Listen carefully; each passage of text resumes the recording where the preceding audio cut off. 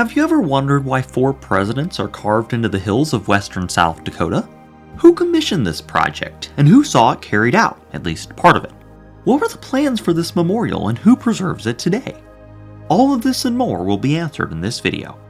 Follow us as we explore the history of Mount Rushmore. Doane Robinson wanted a masterpiece. As South Dakota's historian, Robinson was excited by the large numbers of people drawn to the Black Hills via tourism. He argued, however, that the area needed something of special interest in order to bolster the region's impressive scenery.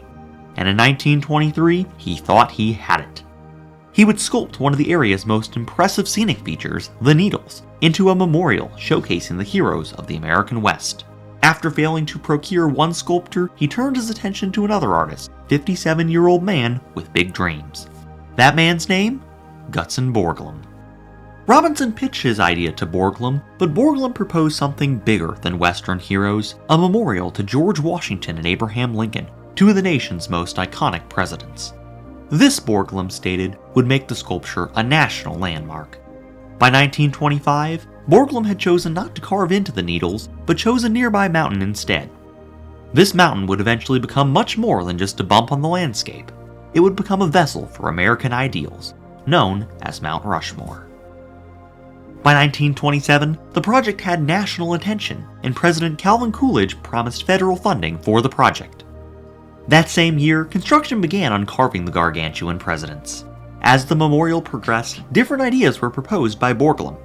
In addition to Washington and Lincoln, Presidents Thomas Jefferson and Theodore Roosevelt would be added to the sculpture. It is to be noted that Borglum had maintained a close relationship with Roosevelt before his death, including campaigning for him during his 1912 presidential bid. This may have inspired him to put Roosevelt on the memorial, in addition to Roosevelt's contributions in many different areas of US policy. Another idea of Borglum's included a feature called the entablature, a giant inscription on the mountain detailing the history of the United States. This would have been where Abraham Lincoln's head is today, but Borglum ultimately decided against this idea. The most evident remnant today is a bronze plaque of the winning essay that would have featured on the mountain.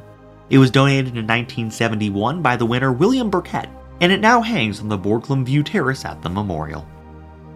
Borglum also considered creating full bust sculptures of the presidents, not just their heads, and a hall of records that would have housed some of the country's most important documents, such as the Declaration of Independence and the Constitution. The hall itself would be blasted out of the mountain, but Congress chose to prioritize construction on the faces, and so Borglum had to abandon this idea as well. The National Park Service had come into possession of the monument several years earlier in 1933, and although the memorial was almost complete by the end of the 1930s, for Gutzon Borglum, time was running out.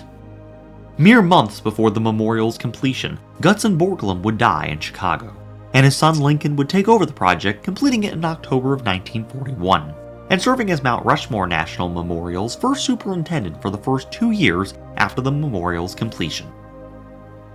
Doane Robinson would live to see the memorial finished, but he did not visit it before his death in 1946. The memorial was not without its controversy. Native American groups led by Chief Henry Standing Bear proposed the Crazy Horse Monument as a response to Mount Rushmore, in order to represent the American Indian heritage of the Black Hills. The monument continues construction to this day, planned to be larger than Mount Rushmore when complete. Today, Mount Rushmore remains one of the most popular features of the Black Hills region.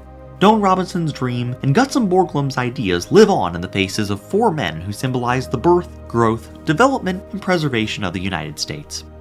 Featured in films and well known in the American psyche, Mount Rushmore's history, like America's, is complex and will continue to intrigue visitors from around the country and the globe for years to come. Thanks for watching.